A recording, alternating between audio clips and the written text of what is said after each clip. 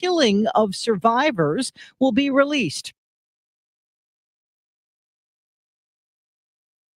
Okay, we are live on the video live stream for the WSJM Morning Show. I'm Ken Lundberg. Here with me is Mike Weibel. Here I am. Hello and happy Monday, Mike. Happy Monday to you, Ken. Did you have a nice weekend? I did. What'd you do?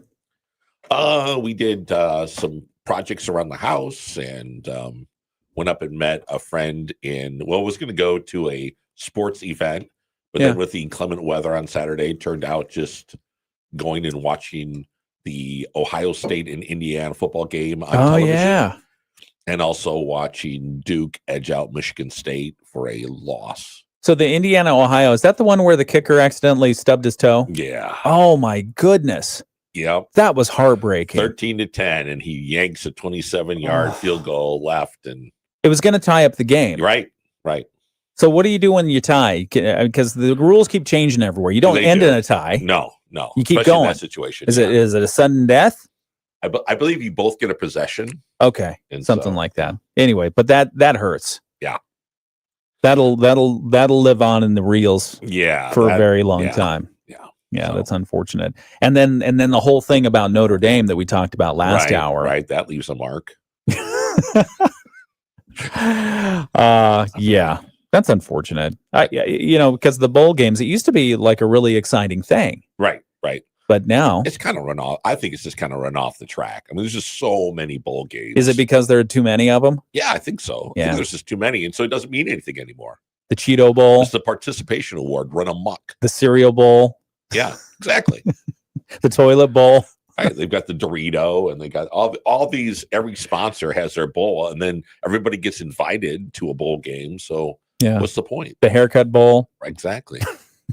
Bowl cut. The bowl cut. Yeah. So anyway, Notre Dame's smarting on that. I'm sure we'll get some more commentary on that. But all right, what else do we have going on? You've got a wacky holiday list, wacky traditions internationally. So we'll have to go in that this hour. Yes. You want to give a preview of what we can expect? No, I'm going to leave them hanging. Okay, we're going to leave people hanging right now. But it's 11 of the wackiest traditions that I was not aware of. I mean, some of these are bizarre. Okay. And some of them are the stuff of horror movies. Exactly. Yeah, so that's one. We watched a supposed horror movie over the weekend, Stephanie and I. We watched I think it's called Good Boy. Okay. It's the one about the dog. It's I can't remember how they portrayed it, but it was something along the lines of, here's a killer, a serial killer, somebody, a mysterious killer from the dog's point of view. Oh. From the dog's point of view. So was it good? I'm thankful it was only 74 minutes long. Oh, really?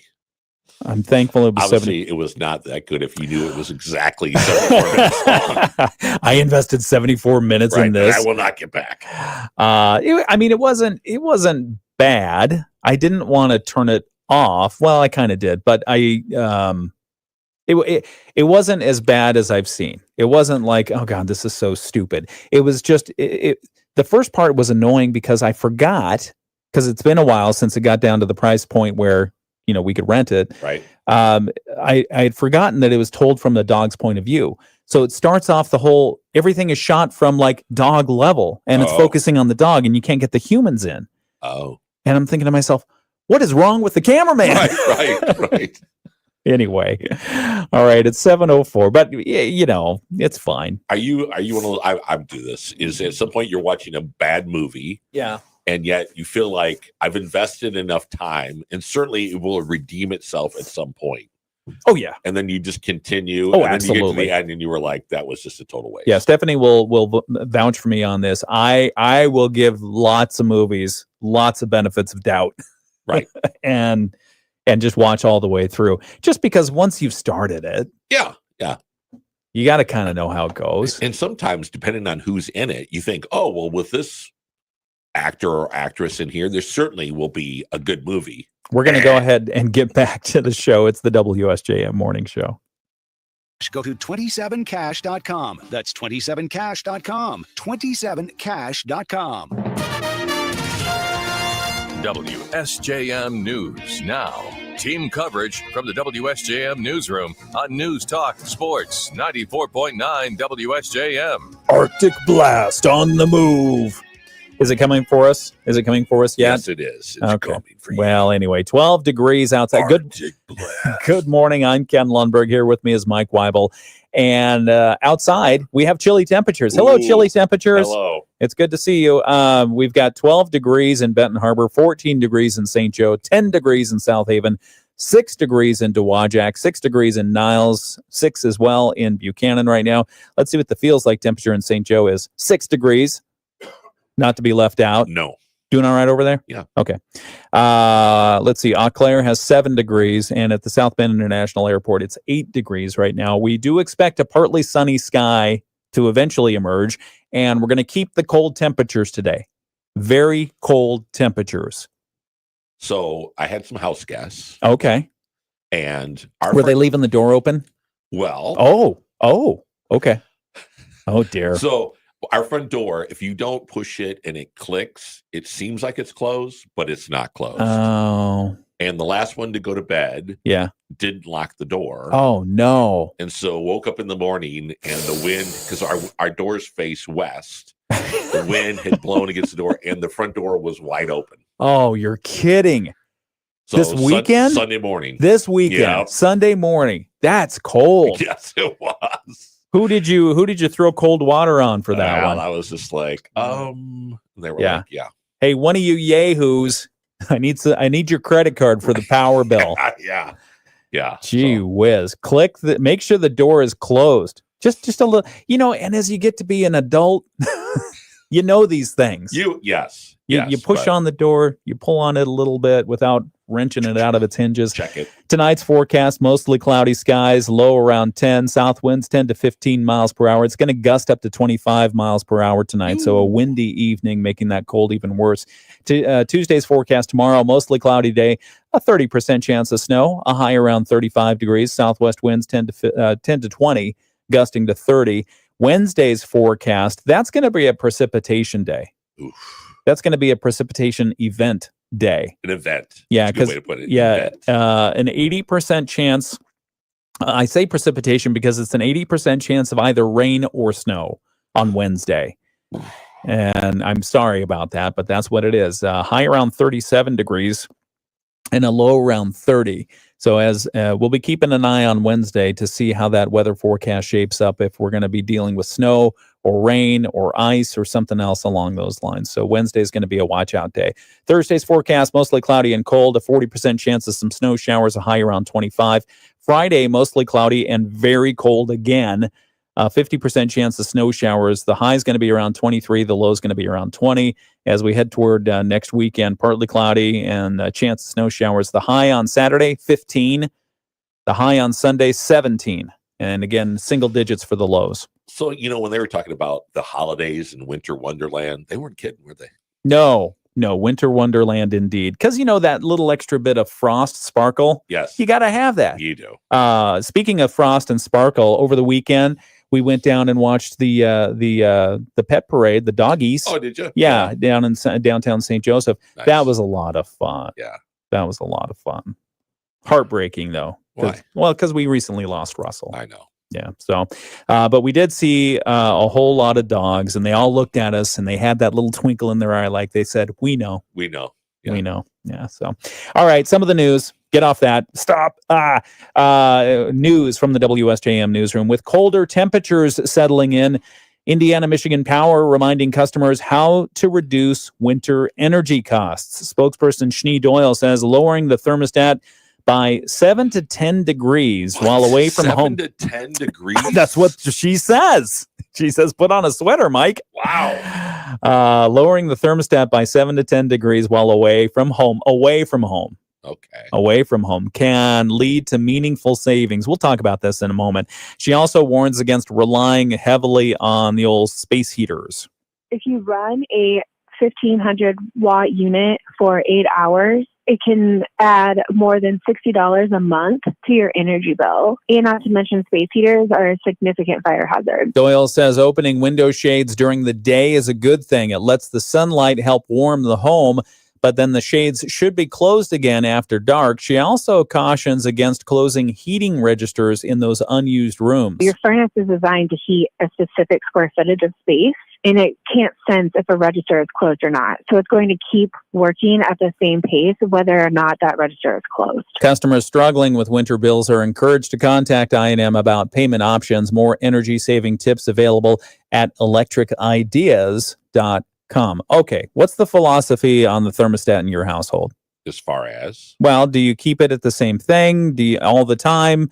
So you have a constant and then the people adjust to what the temperature is? Yes. Or are you, hey, I'm a little cold, I'm going to crank it up 5 or 10 degrees? No, it stays. It stays? Yeah. Okay. Where do you keep yours at? Do you know? 70. Okay, 70. That's good. We typically keep ours around 68, although when it's cold, right, we'll crank it up to 70 and leave it there.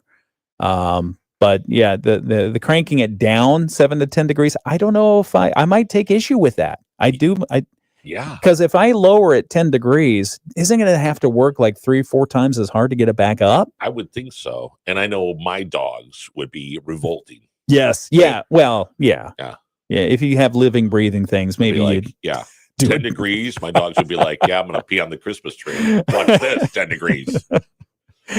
Anyway, but maybe they're thinking about like if you're gone for the holidays or something like that. Well, that kind of makes sense. I mean, you turn it down if you're going to be gone for a week. Yeah. Then you could turn it down a little bit. Okay. Anyway, so at your own leisure, research and do your own homework.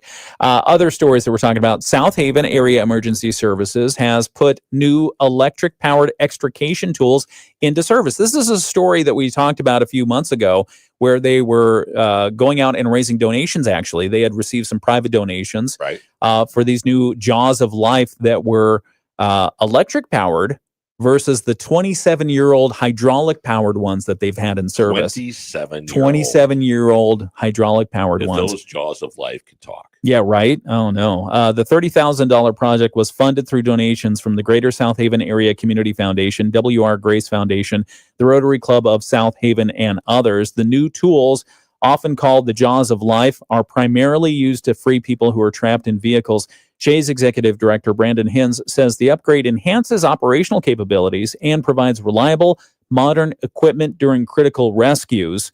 Fundraising is ongoing to equip all 3 Shay's stations with the new tools. They say one of the key benefits of having the electric Jaws of Life versus the pneumatic powered ones or the hydraulic ones is that they're not tethered to like another piece of equipment. So if there happens to be a car crash way off the road, like a high-speed thing, and it's gone way off the road, there's no delay in getting the equipment to the wreck. They can just have the electric-powered ones go as quickly as possible, and often seconds make a life or death. Cold temperatures are not friendly to that hydraulic.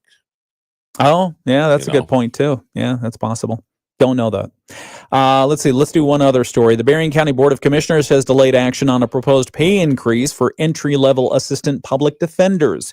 Commissioners were asked to consider the salary adjustment. They did at their meeting on Thursday, but then decided to pause the plan for further review. Current starting pay is about $63,000 annually for the entry-level assistant public defenders. Other county departments have raised questions about the increase, prompting county administrator to say to agree to a review of the matter before any final decision is made. The positions are currently paid through grant funding.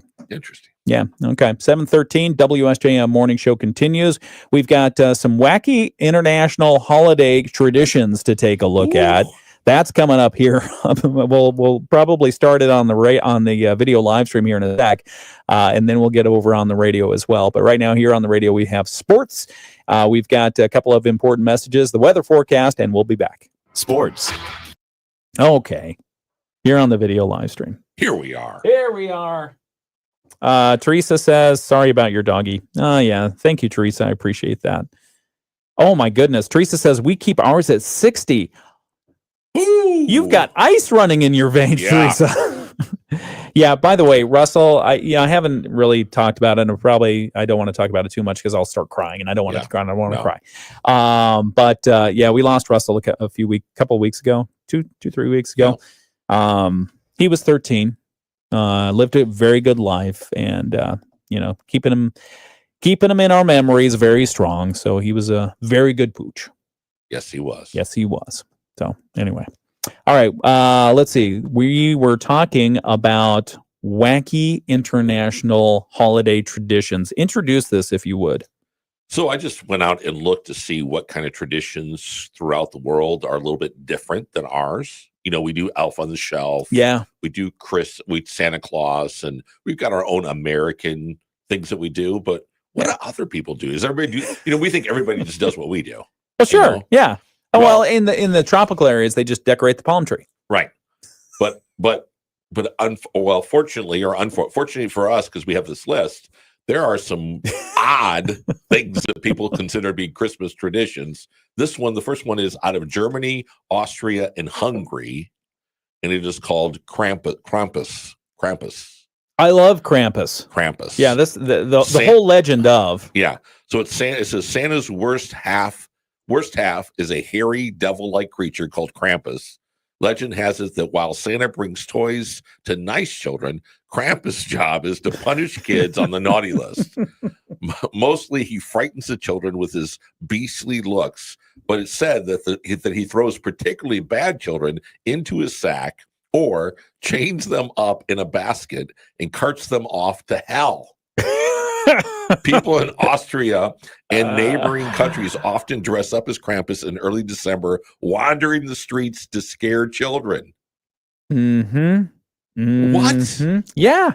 He's the shadowy companion of old Saint Nick. Yes, he is. Yeah. Right. Are you familiar with this tradition or this? No. Really? No.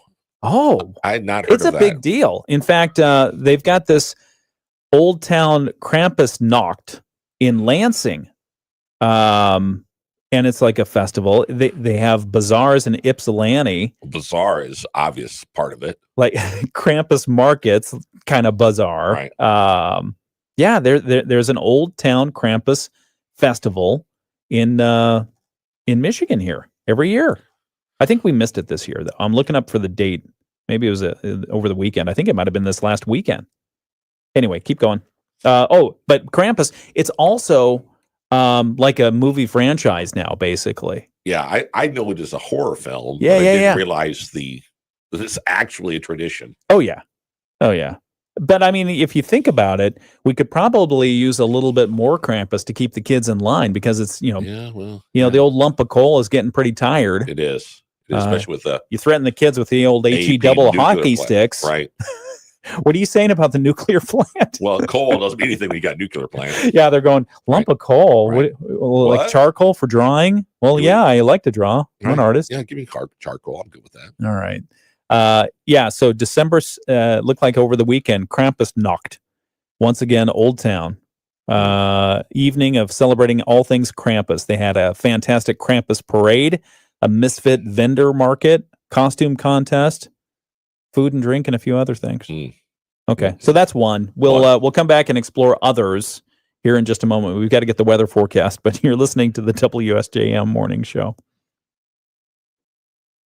Oh, by the way, Teresa says that was a typo. They keep it at 69. Okay. Not 60. That's better. That's much better, Teresa. Thank you. All right, we'll be right back.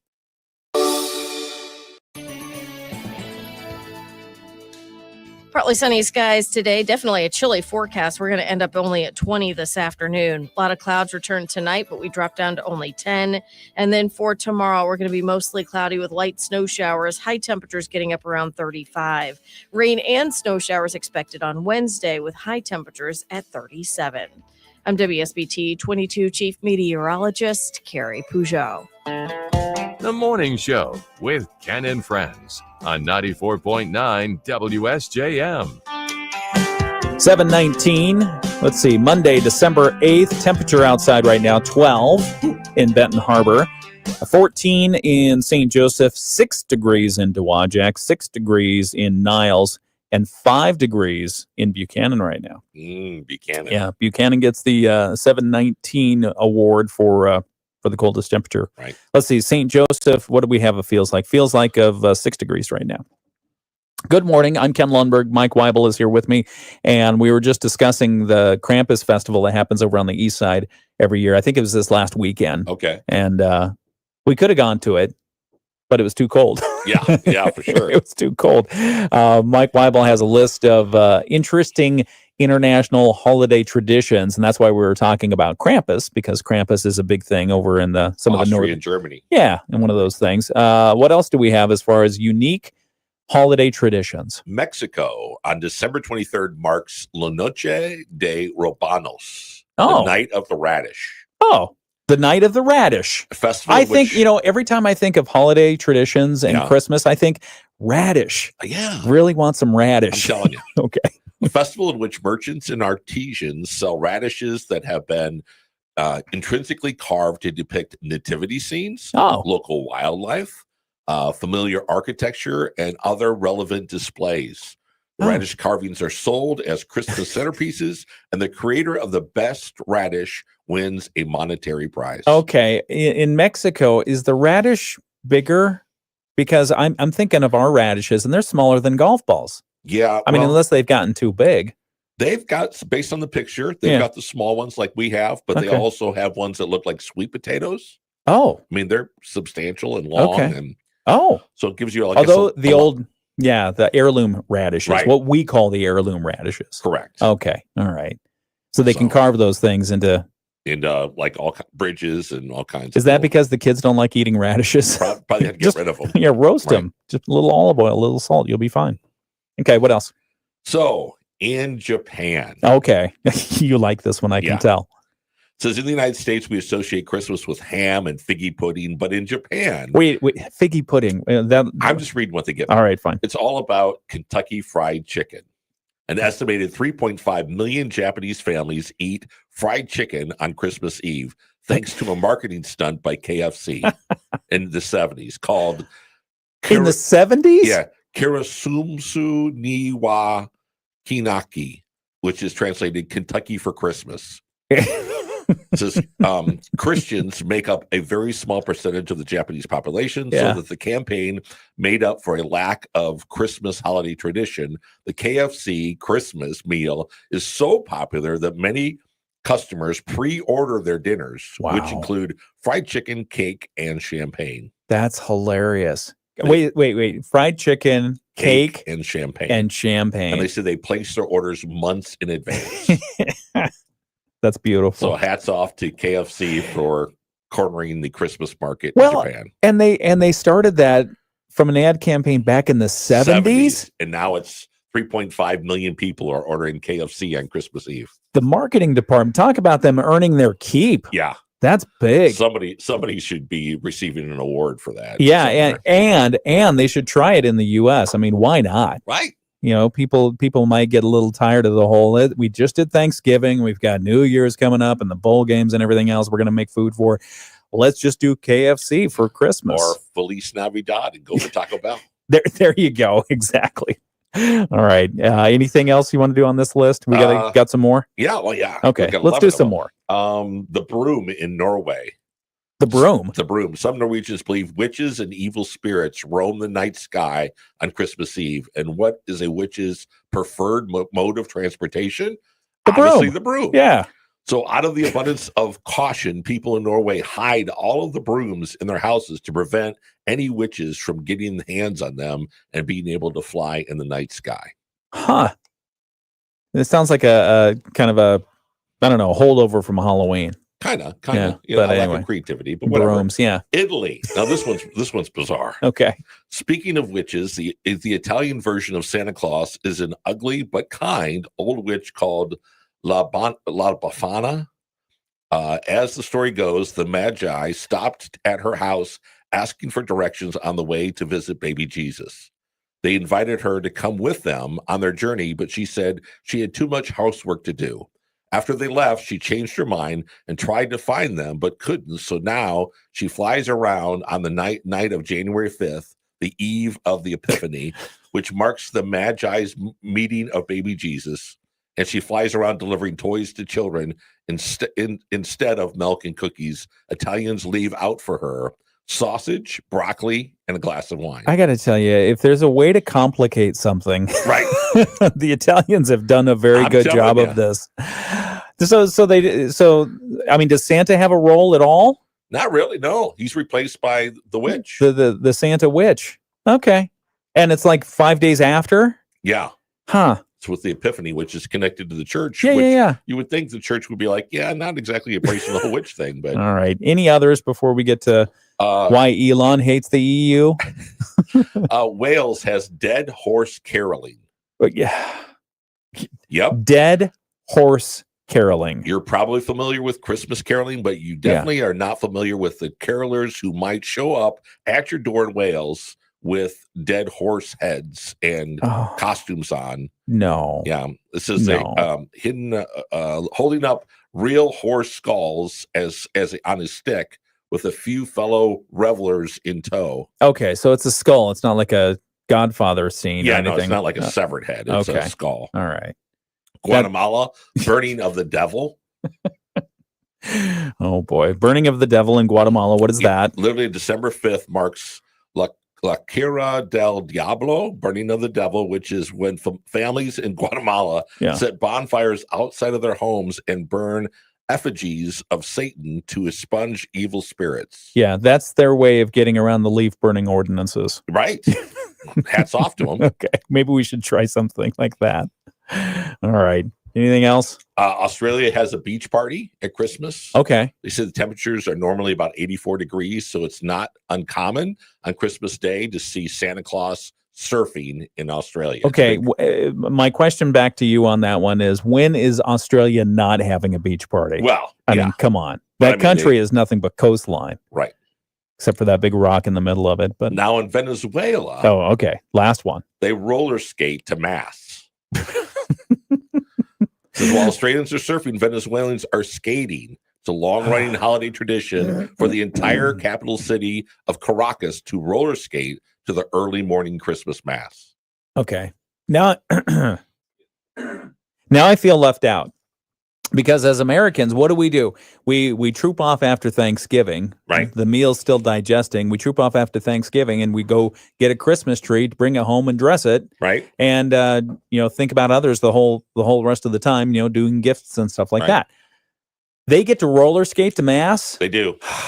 Roller skating to mass, surfing, carrying around dead horse heads and that kind of stuff. Singing carols. All right. Hiding the broom. Thank you for that list. And by the way, Mike Weibel, you get an extra point for doing all the pronunciations, the foreign language translations. Can I share one more? All right, please. One more. This is it from Catalonia. Good. Okay, Catalonia. It's called the pooping log.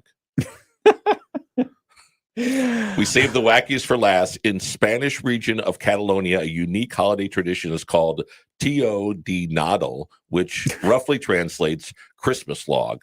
The hollowed out log is given a face, legs, and a little red hat. Starting December 8th, families feed the log each and every night, filling it with presents and candy. They also put a blanket under the log to keep it warm. On Christmas Eve, the log is placed on the unit fireplace, and members of the family take turns bashing it with a stick, commanding it to defecate out the presents and candy. No. Yep. That's what it says. While singing traditional songs after the beating, family members reach below the log blanket to retrieve their gifts. Oh. The pooping log. The pooping log. What? That's just weird.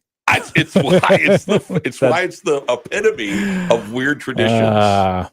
I like so it's like a play on a piñata, right? But somehow they bring biological functions into it, right? And for the whole month long, you're stuffing the log full of gifts so that people can beat it senselessly, right? On Christmas Day. Okay, and it kind of does look like a poop with we'll legs, leave it at that. But we'll leave it at that. There's a picture if you'd like to go out there and look at it. That's very nice. Thank you for sharing that list. All right. I'm here for you, Ken. No, I appreciate it. We've got more. We do have a story. We won't get to it right now. We'll bring it later this hour about why Elon Musk now hates the EU. Oh, no. It's calling for it to be disbanded. Yeah. All right. It's 7:29. Wow. We've got more coming up. Our financial information from Bloomberg. We've got more world and national news coming up from ABC. More local news. It's all coming up on WSJM. The pooping log. The pooping log. Yeah. I mean, that's pretty much the headline that found this whole list for you, isn't it? It is. That's why I How saved big it. is the pooping log? Various sizes, small to very large. And how? They hollow out the back of the log. I mean, is it like a real wood log? Yeah. And it has little wood legs on it and a face. This is in Spain? This is in Catalonia? Yeah. Okay. The Catalans. The Catalans. They know how to party. They do, man. Bring a log, put some gifts in it, and then beat it senselessly and take out your iPhone afterwards. Beat it until it defecates. That was the best part. Until it defecates. Right. I think there's something lost in the translation there. I think. And again, hats off to KFC for cornering the Japanese Christmas market. Yeah, boy, that's a heck of a deal. Isn't it? Yeah. The Well, it fact makes that sense. people order months in advance to make sure they can get their bucket. Well, and now the whole tradition of people here going out for Chinese food on Christmas makes sense now. It does, doesn't it? On Christmas Eve, is that? Yeah, Christmas Eve. Anyway, yeah, I can't wait for 72 hours or what is it? How long do they play this? A Christmas Story? Oh, yeah. Yeah. Yeah. Anyway, so I can't wait for that. That's coming up soon. What movies do you definitely watch every year for a Christmas? One of them that we've already watched. Well, I watched. Others have like flitted in and out of the room. Elf. Oh yeah, I've watched Just because that's fun. Yeah. And is it Zooey Deschanel that is in that? Yeah. Yeah, Zooey Deschanel and Will Ferrell. So that's a fun one. I used to make a point of watching It's a Wonderful Life every year because I love that movie. I do too. And then all of a sudden it got behind paywalls. It was very difficult to watch. Or at least I couldn't find it without commercials. But what about you? What do you like to watch every year? Yeah, those two are big ones. Holiday Inn is fun. Yeah. We've watched that a couple of times. Christmas Vacation. Oh, that's a fun one. Yeah, that's a good one. I love that one. Chevy Chase. Yeah, he's great. Yeah, there's a lot of and then the one was it Four Christmases. Oh yeah, that's fun. Yeah. Yeah. Put this out there for the folks on the video live stream. If there are movies that you want to see or that you watch every year as part of your tradition, Teresa already says, I've seen the National Lampoon Christmas Vacation and Rudolph. Oh, yeah. Rudolph. Oh. Have you watched Rudolph? I don't know that I've watched Rudolph. Or what was it? Dancer, the one that was filmed out in Three Oaks? Oh, yeah. That's a good one. Was that Dancer or was that Prancer? Well, Prancer, I think. Okay. Donner and Vixen. All right. We've got the Bloomberg report here, but if you have a favorite Christmas movie that you love to watch and love to watch every year, put it in on the video live stream chat and we'll talk about it. We're open for your suggestions. Yes, as long as it's not logs that defecate when you beat them. All right, we'll be right back in just a moment. And IBM is said to be in advanced talks to acquire data infrastructure firm Confluent for around $11 billion, according to the Wall Street Journal. The deal would mark one of IBM's biggest acquisitions in recent years. Courtney Donahoe, Bloomberg Radio. The Morning Show with Ken and Friends on 94.9 WSJM. Mike, your list of weird international traditions is eliciting some responses on the video live stream. That's right. Yeah. One of them is a little vomit emoji. So, well, they're wacky. I mean, if you miss the video live stream portion of the WSJM Morning Show, you're missing a lot. You can always go back and watch it. It's on YouTube. It's on Facebook. And we also stream it live on our WSJM Smart app. Yep. Yeah. So, all right. Forecast for today, partly sunny, very cold day, high around 20 degrees. Southeast winds 5 to 10 miles per hour. Tonight's forecast, mostly cloudy, a low around 10. We're going to have south winds gusting to 25 miles per hour, keeping it additionally cold. Tuesday's forecast, mostly cloudy, a 30% chance of snow, and a high around 35. The wind still gusting. And then Wednesday's forecast, that's a precipitation day. That's going to be a messy day at the very least. Mostly cloudy skies, rain/snow likely. Rain/snow likely on Wednesday. 80% chance of that precipitation coming through. Depends on what the temperature is on how it's going to fall, right? Yeah, because the high is going to be around 37 degrees and the low is going to be around 30. So it's right in between. Yes. Which will probably be a really nice mix of poop logs. Yeah, exactly. It's 12 degrees right now in Benton Harbor, 14 in St. Joseph. The feels like temperature, though, is 6. Dress accordingly. It's 7:34. A ABC News, I'm Sherry Preston. Debate intensifying on Capitol Hill over the boat strikes in the Caribbean, including one in early September in which the suspected drug-carrying vessel was hit and then hit again, killing 2 survivors on board. So far, the defense secretary hasn't said if he will release video of it. The Supreme Court today set to hear arguments on whether the White House has the authority to fire the leaders of independent federal agencies without cause. President Trump says absolutely the White House has that power. Here's ABC's Devin Dwyer. Congress designed those agencies to be free from direct supervision of the White House, to be bipartisan, to be independent. And key to that is that members can only be fired by a president for cause. Donald Trump says that is unconstitutional, that presidents must be able to remove those members at will. Luigi Mangione is back in court today as lawyers for the suspected CEO killer try to get key evidence against him thrown out. This is ABC News. It all comes down to this, folks. Yep, the entire season is on the line. But my throat has officially thrown in the towel. Sounds like you need Vicks VapoCool drops. They're max strength and vaporize sore throat pain. Whoa! These VapoCool drops hit fast. Speaking of fast, did you just see that play? Yeah, he vaporized that ball. That pun should have come with a penalty. Vaporize sore throat pain with Vicks VapoCool drops. Use as directed. If a Lenovo computer for your business is on your holiday list, don't shop around. Just go directly to the source, Lenovo.com. It's your last chance to get exclusive deals on the PCs you want for your business, like the ThinkPad X9 14 Aura Edition and Yoga 7i 2-in-1. So avoid all that shopping chaos and price comparing, and just go directly to the source, Lenovo.com, where PCs are up to 35% off. That's Lenovo.com. Lenovo. WSJM News Now. Team coverage from the WSJM Newsroom on News Talk Sports 94.9 WSJM. 7:36 WSJM Morning Show continues. I'm Ken Lundberg. Here with me is Mike Weibel. Some of the news that we have coming up just after 8 o'clock. The Berrien County Sheriff's Office warning residents about a recent surge in phone and text scams reported across Berrien County. Scammers are spoofing the Sheriff's Office number and contacting people, telling them they're in trouble with arrest warrants, missed jury duty, fines, payment programs, etc. And what do they want in return? Money, basically your personal information. So don't fall for it. We'll give you more information about that and why they say it's a scam and how to react once you get one of those.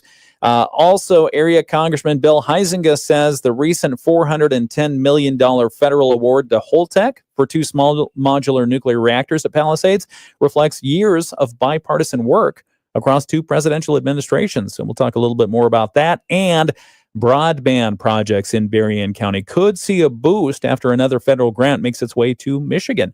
Those stories and more coming up after 8 o'clock right here on the WSJM Morning Show. Here on the video live stream, we're going to continue to chit-chat about some interesting holiday stuff. That's all coming up next right here on WSJM. Sorry, I lost my train of thought there. You were saying some of the holiday shows that you really like. Yeah. And then you talked about Ted Lasso. Ted Lasso has a Christmas episode that we watch every year. Oh. Yep. A Christmas episode. So give me the gist without spoiling it. What's the gist of the Christmas episode? Does it have anything to do with the little shortbread cookies that Hannah Waddingham likes so much? No. Oh. So what it has to... Because shortbread cookies are really good. Oh, well, yeah. Can I talk about shortbread cookies for a moment? It's your show. We watched holiday baking this weekend. and apparently there's a classic ratio for shortbread cookies. Really? Yeah, and I love shortbread cookies. Okay. Love shortbread cookies. And I think I'm going to make some shortbread cookies, but there's a classic ratio. It's 3-2-1. So I think, no, I'm sure it's 3 parts flour. Okay. 2 parts butter. Okay. 1 part sugar. That's it. And that's it. It's a very simple recipe. However, as we know, with simplicity comes a very difficult execution, right? Because you apparently have to whip the sugar and the butter together and then add the flour. And then it comes down to the baking. And you have to pull it out at the right time. It looks like it's not done, but it is done. And then it dries up into that brittle, crunchy little shortbread. Goodness. Yeah, the goodness. But it was funny because on the holiday baking show, some of the people were getting the ratio wrong, and you could tell, but they were still delicious. Yeah, nice. Yeah. So anyway, sorry to detract, but Ted Lasso Christmas episode. So Ted is separated from his son, who's in America. So he's feeling down, and all the players that are there internationally are all kind of separated from their families. So it is how the soccer team kind of comes together to celebrate the holidays, all the different personalities, and then Ted finds his new meaning of Christmas. Aww. It's good. It's really good. Yeah, I didn't fall asleep during that at all. Come on. You wouldn't if you saw it. No, it sounds good. It does. It sounds very good. Let's see. Pep Parade. I'm trying to look for the... Still stuck on shortbread? Yeah. Yeah, it was really good. The Rain Dog Parade was a lot of fun to go down and watch. Have you ever been down to the Rain Dog Parade? Yeah. Okay. It was great. Cool. Ton of folks there. Yeah. And the announcer did a great job. He was standing up on this big ladder and watching the dogs, and it was cold. It was cold. Yeah, yes, it was. It was a cold morning or afternoon. Actually, it felt like morning, but it was afternoon. It was like 3 p.m. But and the funny thing was, so do you remember when you and I and Samuel were riding around delivering poinsettias? Yes. Samuel mentioned he had tennis on Saturday. Yes. Okay. What did he say? I've not prompted you. I've not given you any information. What did he say about tennis on Saturday? I don't know what you're specifically looking for, but he had a match that he thought he was going to do doubles first and singles second. And he thought it was going to be a good matchup, and he was looking forward to it. Do you remember anything about the scheduling and the location? I do not remember the location. Shoot. I did think he said it was going to be in the afternoon. But that's correct. Yeah. That's correct. What I remember him saying, if I roll back in my mind, was that it was going to be very near to where we were right then and there. Oh, I don't know. I don't remember that. And I said, "Oh, it's going to be at the place where you played that one time," and without getting too specific. And he said, "Yeah, it's going to be there." So I said, "Okay, send me." I do remember that. Send me the details. Right. Send me the details of the time and the location, because the one thing he can say, and I don't want to misinterpret it. Right. But regardless, I wanted to make sure that I made it to the match. Right. And so Stephanie and I got in the car, and even though it was very, very cold outside, we made our way to the place where we thought it was going to be. Okay. At the appointed hour. Uh-huh. And not there. We walk in, and I asked the front desk person, so knowing exactly what the answer would be, because there was nobody there. So any tennis tournaments coming up today? She looked at me like, no, not that I know of, and was very helpful and tried to give me information about where we were going. So I text Sam with a photo of Stephanie and I at the wrong place and said, "Hey, guess where we are?" We are where you're not. Right. And so I talked to him later, and he said, yeah. Well, I thought it was here, and I said, well, you said it was going to be near where we were, and he's like, oh, well, what I meant was near blah blah blah, so we wouldn't have to drive all the way to Elkhart this time. Oh, yeah. So anyway, loss of. I guess the moral of the story is make sure you get written verification. He did not send written verification. It was my fault for not demanding it, and I showed up at the wrong place. So did you finally get to the right place? No. Oh, because you missed the time and all that. Yeah, missed the time, and the Rain Dog Parade was happening, so we went to the Rain Dog Parade. Yeah. But he did well. He won his first match 6-0, and then tied his second one, which I don't know if the second one was the doubles. It might have been, because usually they play the singles first and then the doubles tennis. And it was 3-3. Oh. Yeah. So it sounded like it was a good competition. Yeah. Would have loved to have seen it. If you knew where it was at. If I knew where it was at. All right. That's my bad. 7:44. Up only at 20 this afternoon. A lot of clouds return tonight, but we drop down to only 10. And then for tomorrow, we're going to be mostly cloudy with light snow showers. High temperatures getting up around 35.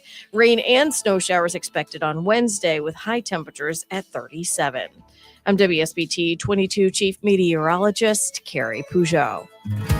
The Morning Show with Ken Lundberg on WSJM. It's 7:44.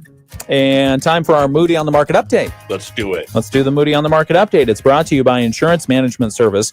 Call IMS today, your local auto owner's insurance agency in St. Joseph and in Niles. One of the articles posted up on moodyonthemarket.com right now has to do with a trademark battle between two beverage makers. Did you know this? Have you seen this?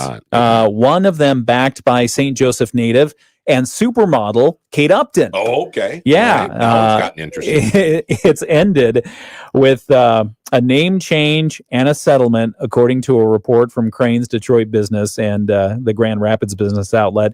Vosa Spirits, LLC, the Florida-based company that Upton joined as co-owner back in 2023, has agreed to discontinue the use of Highline for its ready-to-drink canned vodka cocktail. Okay. Yeah. The move ends a months-long legal fight with Highline Spirits Company, a small female-owned distillery headquartered in Dexter, Michigan. So the ready-to-drink canned vodka cocktail, Highline, Yeah. 2 words, capital H, high, capital L, line. Highline Spirits, Highline, 1 word. Okay. But apparently there was a problem Close in there. enough to Yeah. cause a problem. Highline Spirits, which was launched in 2021, produces bourbon, rye, whiskey. They operate tap rooms in Dexter and Plymouth. The company holds the registered trademark for Highline and told Cranes that it attempted to resolve the issue through 2 cease and desist letters before filing suit in federal court last March. Upton's company, Vosa, introduced its Highline canned cocktail in the spring of 2023. After the lawsuit was filed, Vosa paused production and marketing of that product over the summer while the two sides continued their discussions. A confidential settlement was reached earlier this month, terms not disclosed, but Cranes reports that Vosa will retire the name and avoid further use of the Highline branding. So what's the significance of Highline? Yeah, great question. Tell me. I don't know. Oh. I don't know. I just think it's a name, right? What do you got there? What does AI tell us? Highline. I'm just asking Google. Okay. Well, anyway, the Moody on the Market update is brought to you by Insurance Management Service. Call IMS today. They are your local auto owner's insurance agency in St. Joseph and in Niles. If you want to read that article, all you have to do is go to moodyonthemarket.com and look for the story called Kate Upton's Beverage Brand to Drop Highline Name After Trademark Dispute. What'd you find? Anything? Well, they just say there's numerous companies that are named Highline. Highline Coffee Company, Highline Spirit Company, Highline Commerce, Highline Bar and Restaurant. Yeah, so why'd they go after Kate? Right. So what did Kate do to stir them up? Exactly. Well, she probably had the high profile and the high name, and they thought, oh, well, here we go. All right, 7:47. Picking on one of our locals. 7:47. It's the WSJM Morning Show. Back with more in a moment. Rich Brand and Tara Halsey from Insurance Management Service, your local. All right. It would be good if we got Kate Upton to get her side of the story. Yeah. Right? Yeah. Let's ask Fred. Yeah. He has connections. He does. Yeah.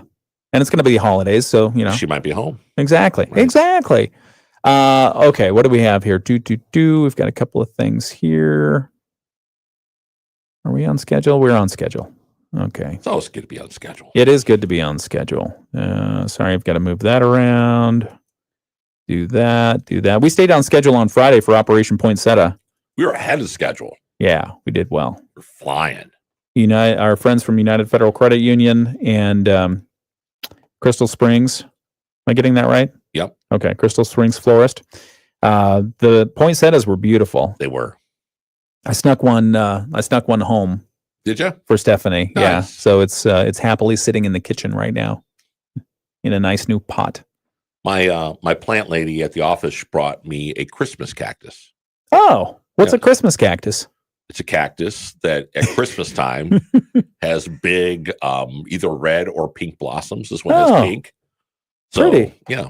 Okay. Well, that's fun. Yeah. Do you like taking care of cactus? Yeah. For me, it's a constant point of frustration. Really? Yeah, because the whole thing is you don't water it. Right. So then I forget about it, and then the thing dies. Right. So. Yeah, we ended up with a lot of plants in our house that now I have to water all of them, and it's a little bit of a ordeal. And I can't say they're getting the best care right now. There's times where I'm like, okay, I don't feel like watering all those plants. So I think it might be time after the first of the year to eliminate some of the plant residents in my house. Oh, evict? Yeah. Okay. Or you could come up with an automated thing. Here, hang on. We'll be right back. Morning Show with Ken and Friends on 94.9 WSJM. All right.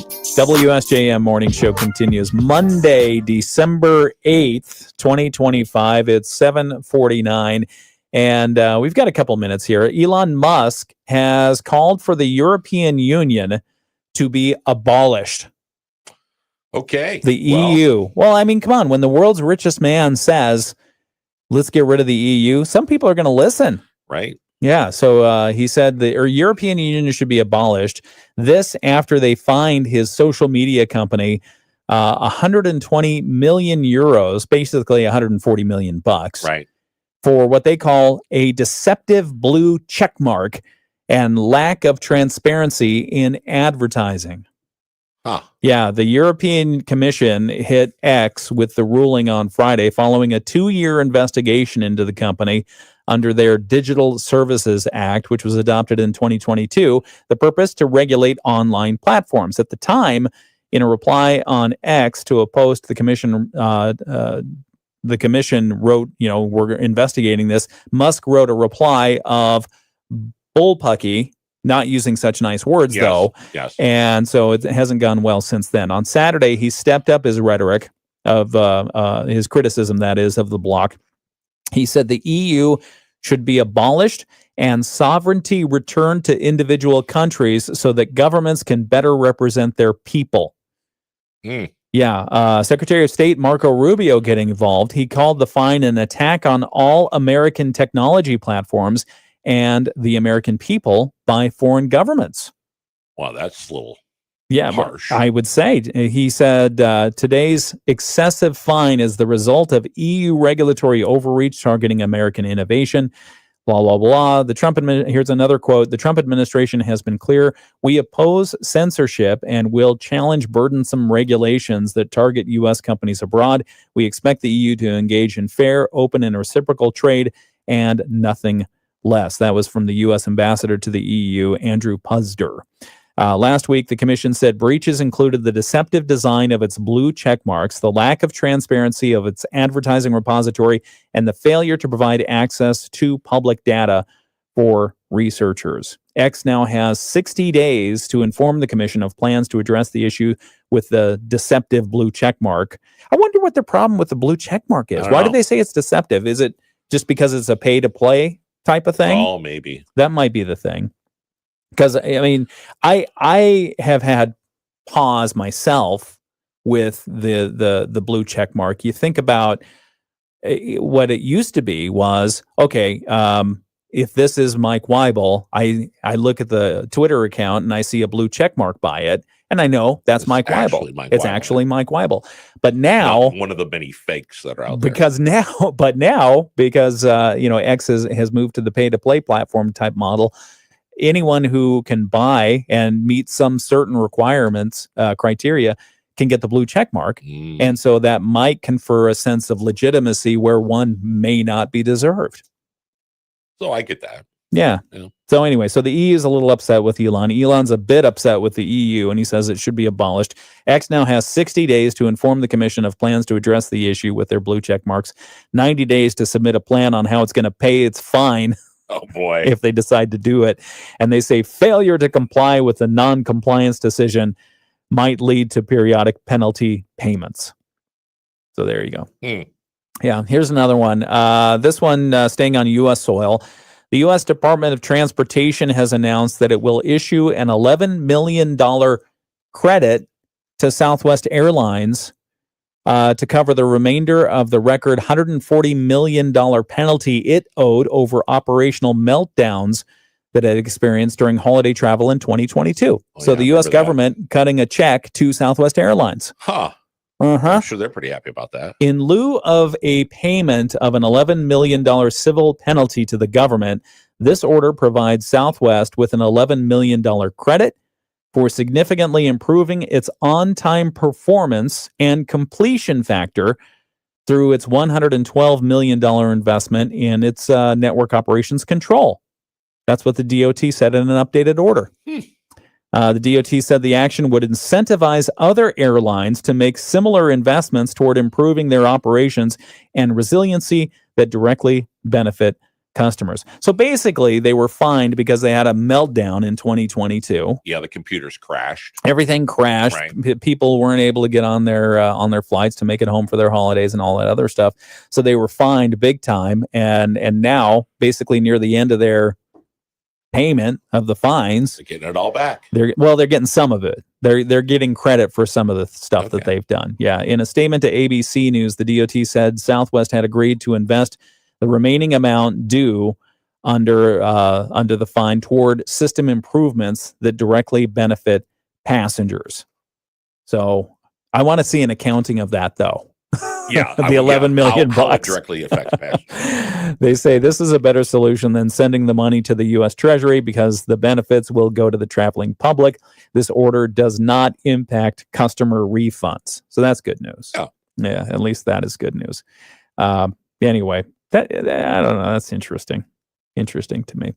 Interesting to me. Very interesting. Other people who need to be investing more in their infrastructure, the Louvre. Oh, really? Louvre Museum over in France. They had the jewel heist. Oh, yeah. Remember? Yeah. But just a few weeks after that, they now have another problem. Uh-oh. A water leak. Water got into the building. Oh, that stinks. Yeah, well, probably musty state. that damaged hundreds of rare books in their Egyptian antiquities library. Oh my gosh. Yeah. That's a talk about civilization getting ruined there. Francis Steinbach, the museum's deputy administrator, said that a water pipe leak last month severely damaged between 300 and 400 documents in that department.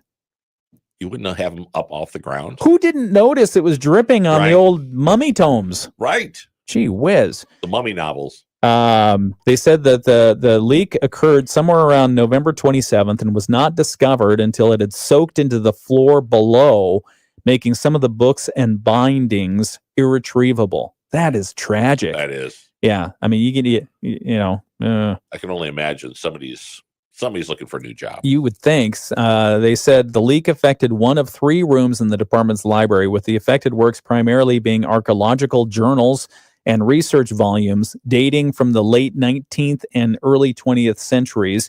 He emphasized that while these were texts regularly used by Egyptologists, no precious books or ancient works of art were impacted by the incident. Still, they noted between 300 and 400 works were directly affected. They're still working to identify the extent of the damage, and the count is ongoing.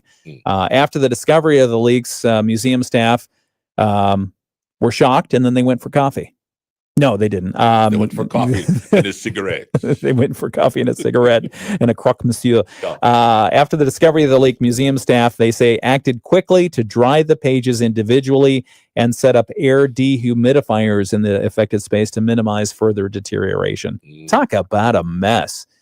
They're having a rough fourth quarter. They really are. They said they attributed the cause of the damage to poor pipe conditions, noting the department had repeatedly asked for resources to protect its book collection from such risks, but had not received sufficient funding. Doesn't that sound exactly like what they said about security? Yeah. We've made several requests. Well, it worked for them the last time, so they're using the victim card again.